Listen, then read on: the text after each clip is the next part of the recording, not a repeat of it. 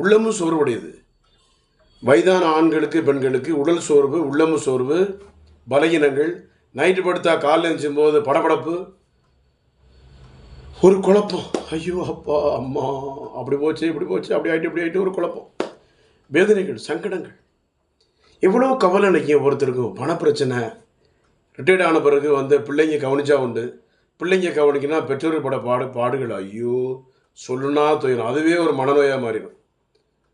எப்பா ஒரு 100 ரூபா கொடுப்பா, இரவல் பிள்ளைகிட்ட கேட்கணும். ஏன்பா 100 ரூபா கேட்குற? ஏன் உனக்கு 100 ரூபா இருக்குப்பா? ஏம்மா 100 ரூபா இருக்குமா? சும்மா சாப்பிடுமா, எனக்கு அது இருக்கிறத சாப்பிட்டு பாடு அப்படின்னு சொல்லுவாங்க. கையில் கிணறு இருந்தால் தான் யாரும் தேடுவாங்க. தெரிஞ்சு வச்சுங்க, தனக்குன்னு கிணறு இருக்கணும். தன்னை காசு இல்லைன்னா பிள்ளைகளை வந்து பெற்றோர்கள் எப்படினாலும் திட்டுவாங்க. அதுவே ஒரு பலகீனத்தை ஏற்படுத்திடும். இந்த பலகீனத்தை ஏற்படுத்தி மன உளைச்சல் ஏற்படுத்தி அதுவே ஒரு மனநோயாக மாறிடும். தன்னால் பேச ஆரம்பிச்சிட்டாங்க. இப்போ ஒரு பேஷண்ட்டு இப்போ சொன்னாங்க, திருவண்ணாமலேருந்து பையன் கவனிக்க மாட்டான், மகளும் கவனிக்க மாட்டேது, பையனும் கவனிக்க மாட்டான். சாப்பாட்டுக்கு மாதம் காசு கேட்டால் தான் கொடுக்குறாங்க, இல்லை கொடுக்க மாட்டுறாங்க. எத்தனையோ நாள் பட்டினி கிடந்தேன், ஆனால் என் பையனுக்கு தெரியாது.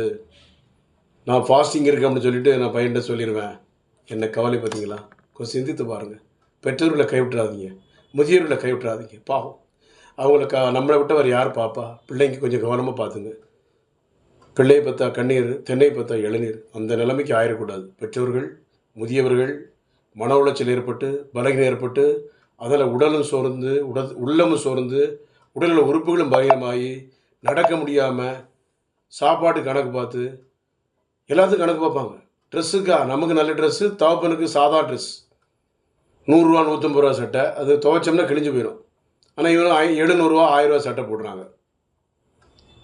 தனக்கு நகை போடுறாங்க, அம்மாக்கிட்ட ஒரு நகை கூட கிடையாது, அப்பாட்ட ஒரு சாப்பாடு கிடையாது, ஒரு ட்ரெஸ்ஸு கிடையாது, கிழிஞ்ச சட்டை, 10 சட்டையே துவைச்சி போட்டிருக்காங்க. ஒருத்தர் எனக்கு தெரியவே 10 சட்டை தான் வச்சுருக்காங்க, 10 வேட்டி வச்சுருக்காங்க, யாரும் வாங்கி கொடுக்கல. நல்லா சம்பாதிச்சவங்க அன்றைக்கி படக்கூடிய பாடுகளை பற்றிலாம். அதை தனக்குத்தானே கணப்படுத்தி தனக்குத்தானே காசு வச்சுக்கணும், சொத்து இருக்கணும். அப்போ தான் பிள்ளைங்க தேடுவாங்க. இல்லைன்னா ரோட்டில் விட்டு போயிடுவாங்க கவனம். அதனால் முதியோர் இல்லைன்னு நிறைய ஆகிட்டு பாருங்கள். இதெல்லாம் கொஞ்சம் கவனத்தில் வச்சுக்கிட்டு நம்ம என்ன செய்கிறோமோ அதான் திரும்பி வரும். ஒவ்வொரு வினைக்கும் ஒரு எதிரினை உண்டு. கவனம். முதியோர்களை காப்போம், அவர் நலன்களை காப்போம், அது நல்ல சுகாதாரத்தை கொடுப்போம், அவருடைய வாழ்வாதாரத்தை நல்ல வளமாக்குவோம் என்று கூறி இந்த நிகழ்ச்சியை பார்த்து அனைத்து நன்றி கூறி, ஏதாவது சந்தேகம் இருந்தால் doctor J Johnson, BSMS 9841059194, 9841069194. Thank you.